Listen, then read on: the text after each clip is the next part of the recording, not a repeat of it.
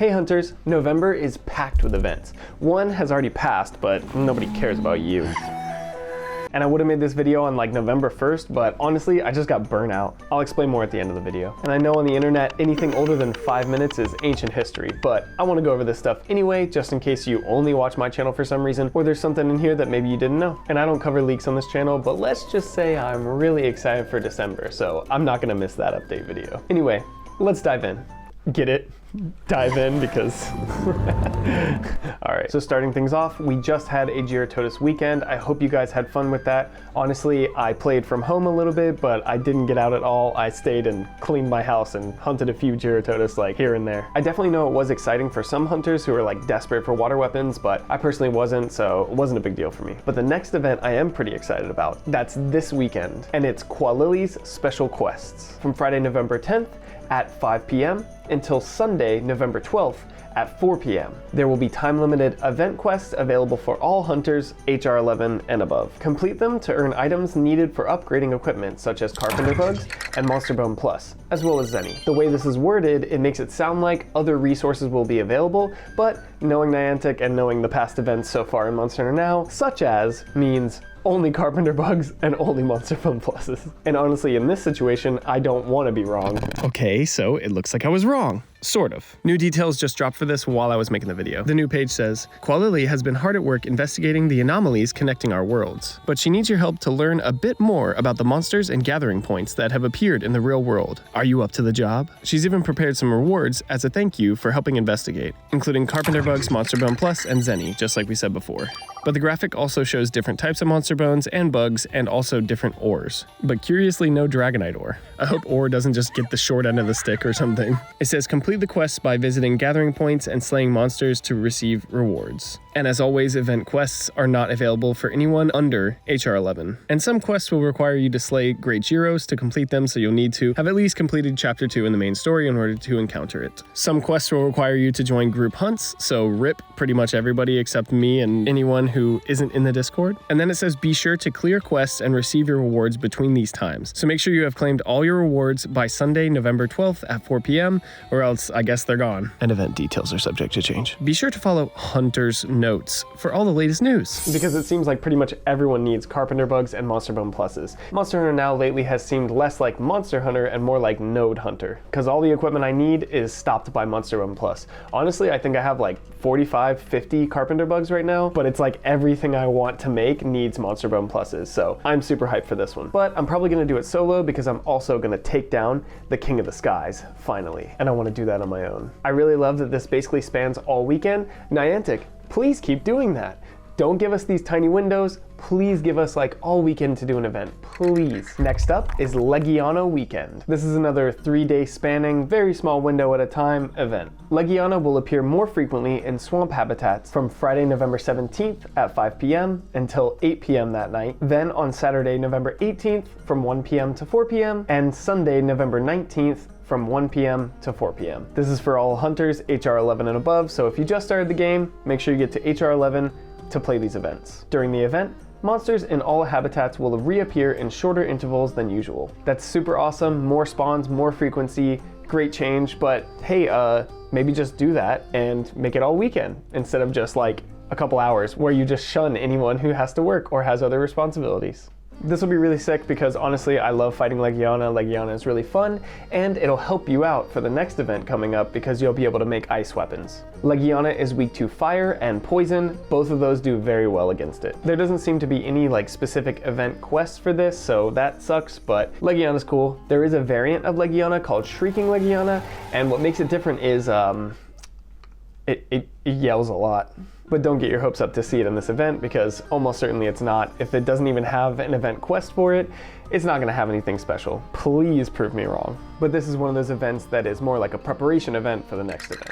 The next event is Roar of the Desert, Diablos. The event description says, get ready to welcome back Black Diablos. Look forward to time-limited special quests over the weekend, which will reward you with a special hunter medal, as well as Diablos and Black Diablos appearing more frequently than usual for a short time. This will span a whole week, starting Monday, November 20th at 9 a.m. until Sunday, November 26th at 4 p.m. Basically during that week in desert habitats, there will be a higher chance to see Diablos and Black Diablos. But it's still lower numbers than like a proper event. It's just a higher spawn rate than normally is because Black Diablos is not normally spawning ever. And immediately after that week, starting at 5 p.m. and going to 8 p.m. on Friday, November 24th, Saturday, November 25th from 1 p.m. to 4 p.m., Sunday, November 26th from 1 p.m. to 4 p.m., Diablos and Black Diablos will have much higher spawn rates and it'll be a proper event for them, just like all the other like crunched up time limited events.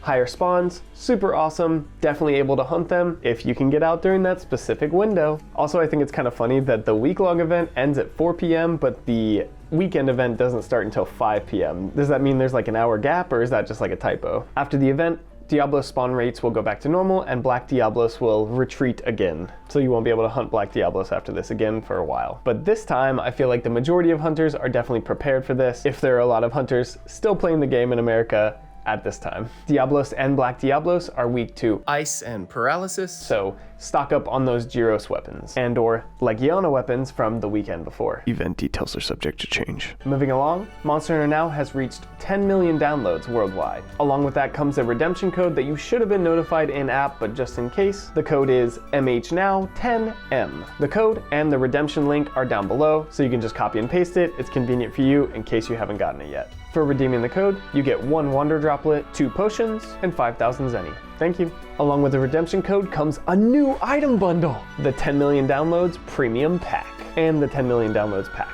I really don't understand what they're doing with these packs, to be honest. Niantic wants to push you towards the web store so that they get the profits, right? And they give you a premium pack. And it should be better than the in-game pack because they want to push you towards the web store pack. But I guess let me explain. So in the pack that you get from the in-game store, it's $6.99 or $7. You get 2 special carving knives, 2 potions, and 1,000 gems. In the premium pack on the web store, you get 2,000 gems, 2 potions, 3 paintballs, 3 wander droplets, and 2 special carving knives. And it's a little over double the price, $14.99 or $15. But the potions are the same. You only get 3 paintballs. That's the same as like 1 day from your cat. Wander droplets are completely useless because they only give you like 5 more feet. You could just walk a little bit and get it. If the radius was like really big, then it would actually be worth something and worth spending money on. And the carving knives are the same, which is the really like important item in this. So normally I would want to say go to the web store, support Niantic so that they can make the game better. But I would honestly recommend just buying the in-game one if you want to buy one of these packs. They can both only be purchased one time, and I don't know if that means that you can only get the in-game store one time and the premium pack one time, or if you can get both. But basically the only reason I would recommend the premium pack is if you want more gems. Yes, you get paintballs and wander droplets in the other pack, but they're really not worth the price. If you got even double the carving knives, then maybe that would be worth it. Currently the only saving grace is that you can't buy the in-game shop one more than one time. If you could buy it more than one time, I'd just say spam that and get your carving knives just like the Halloween event. I really want to buy something from this game, but I'm still entirely free to play because I am not interested in buying these. They're just banking on the fact that the item drop rates are abysmal. You fight 6 and 7 star monsters and still get all 1 rarity drops. So then the moment that you get like an actual like on rank drop, you're like, oh, I gotta double those rewards so that way in the future I'll be able to actually make something I want. And they're basically just preying on the fact that the drop rates are so low so that you get excited and want to spend money for those carving knives to double those rewards. And I just really don't want to support that. Anyway, buy what you want. I'm not your dad. Also, an unnamed hunter in my Discord had a hypothesis, did some research, and came up with some results regarding daylight savings time. He noticed that the spawn refreshes are different, and I postulated that it had something to do with the servers being in Japan, because they don't practice daylight savings time, and he tested it, and it was correct. So if you live in the US like me, or your country practices daylight savings time, the new spawn refresh times for us are 3 a.m., 6 a.m., 9 a.m., 12 p.m., 3 p.m., 6 p.m., 9 p.m., and 12 a.m. Thank you for your service, unnamed hunting scholar.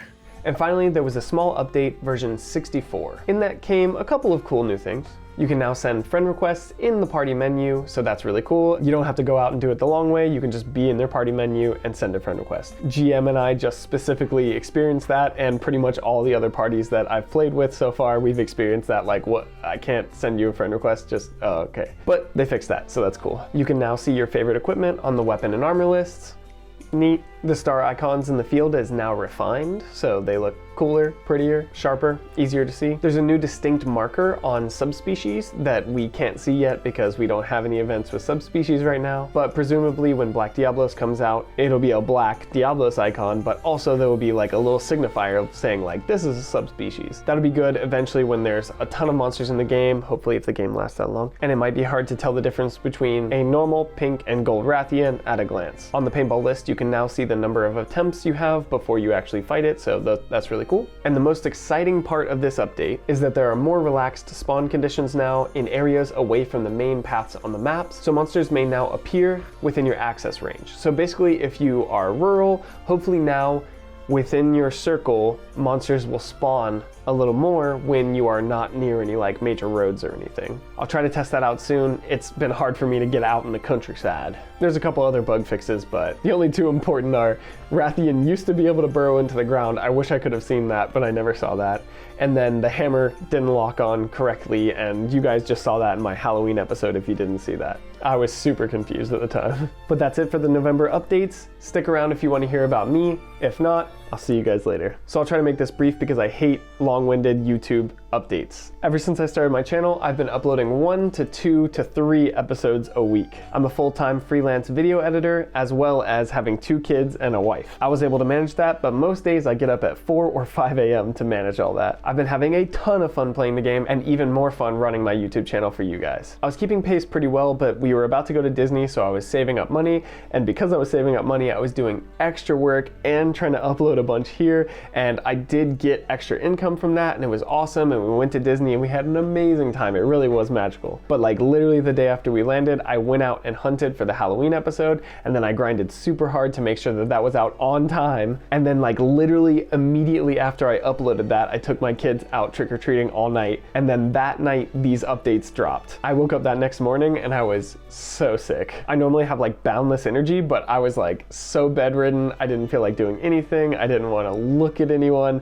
I just wanted to like lay down and watch anime or like play video games or something. I genuinely burnt myself out. But I took this last weekend and I just rested and I cleaned my house, and it was very, very restful and amazing. I binged all of Invincible. That show was awesome. I really liked it. I saw a bunch of memes about it, and I thought it was just going to be hyper violent for no reason, but it actually has a ton of heart. I really like that, so I'd recommend it. It's definitely like 18 plus, but if you like superheroes and you like violence and you like heart, then you'll like that show. It's on Amazon Prime. I also started up Monster Hunter Stories 2 again. I never beat it because I got busy, but it is objectively better than the last like 3 or 4 Pokemon games. If you like Pokemon and you like Monster Hunter and you have not tried Monster Hunter Stories, you are doing yourself a disservice. Monster Hunter Stories 1 still holds up. It's available on your phone and 3DS, and Monster Hunter Stories 2 is objectively better than that in every way. You don't need to play Stories 1 to play Stories 2, but if you do plan on playing both of them, I'd recommend playing number 1 first, just because the quality of life updates in number 2,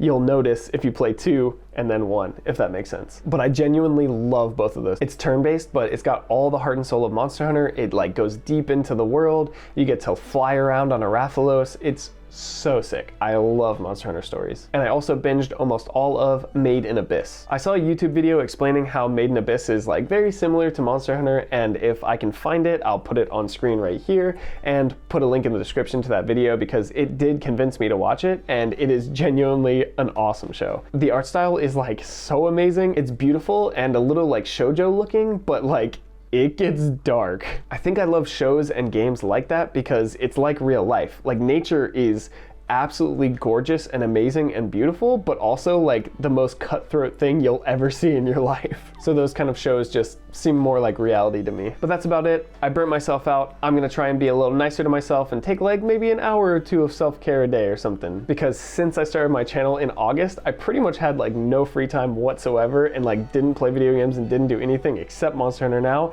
until Disney. And I definitely paid the price. This video is coming out tomorrow, and then shortly after that you'll see what I did for my Pink Rathian event, but I'll try to disguise it as something else because nobody will click on it if it's a month late video of an event that happened, blah, blah. Still a fun video. If you watched any of my videos, you know that it's actually a good time if you just click on the dang video. But I don't blame you guys, I get it. I'm gonna go pick up my daughter, go through a car wash, help her with homework, edit this, maybe play video games, and then get some sleep. Thank you so much for watching this video genuinely, even though it's a little bit late. Please like the video, happy hunting, and subscribe so you can go on this hunting journey with me. Until next time, see you later, hunters.